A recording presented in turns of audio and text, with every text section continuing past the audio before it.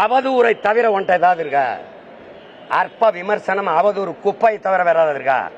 ஆக்கப்பூர்வமா ஒரு கேள்வி என்னை நோக்கி எழுப்ப உங்களுக்கு ஏதாவது யாருக்காவது இருக்கா? யாருக்காவது இருக்கா? இருக்கா? புதுசா நாங்க ஏதாவது பெரியாரை பத்தி பேசுறோமா? பெரியார் பேசியது எளியதை எடுத்து பேசுறோம். அதுல என்ன உங்களுக்கு என்ன மறுப்பு இருக்கா? யாருக்காவது இருக்கா? அதுதான் நீங்க நீங்க நீங்க காங்கிரஸ்ல இருந்து காங்கிரஸ் வாழ்கன்னு பேசி வந்த நீங்க எதுக்கு காங்கிரஸ் திட்டிட்டு வெளியில வந்திய? கடவுள் இல்லைன்னு பேசியிருந்த பேரறிஞர் அண்ணா என்கிற பெருந்தகை ஒன்றே குலம் ஒருவனே தேவன் ஏன் வெளியில வந்து பேசுனீங்க? அது மாதிரி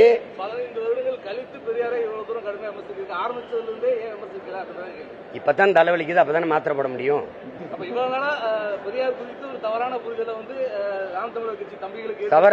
தவறான புரிதல் இல்ல,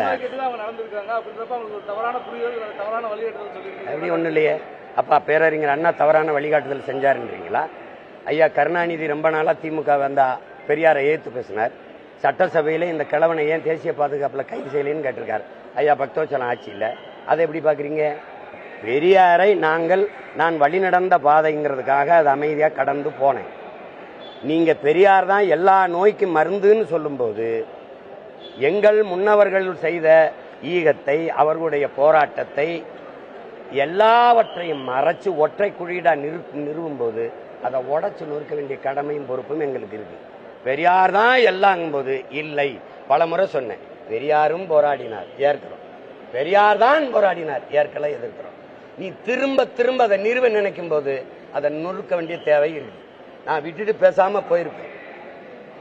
பின்னாடி வந்த ஒருவர் அதை வீழ்த்தி ஏறும்போது தமிழ் தேசிய அரசியல் இவர் எங்கள் கொள்கை வழிகாட்டினும் மறுபடி தொடும் போது ஆடுறான்னு அடிக்க வேண்டியது வருது.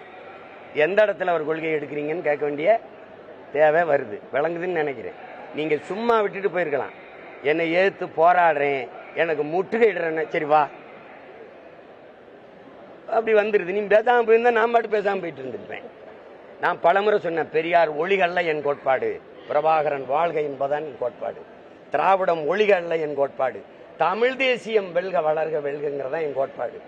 அதை நீ திரும்பி திரும்பி இந்தி ஒளிகள்ல தமிழ் வளர்க வாழ்க, அதான் எங்க கோட்பாடு. அடுத்தவன் தாய்மொழியை ஒழிக்கிறது இல்ல, என் தாய்மொழியை அழிக்க விடாமல் பாதுகாக்கிறதா என் கோட்பாடு. அப்ப நீ குறுக்க வந்து நிக்கும் போது அப்புறம் அண்ணன் என்ன, தம்பி என்ன, தாத்தா என்ன, அப்பா என்ன, ஐயா என்ன, கொய்யா என்ன போட்டு வெல்றான்னு வெளுக்க வேண்டியதுதான். பாத்துக்கிறீங்க.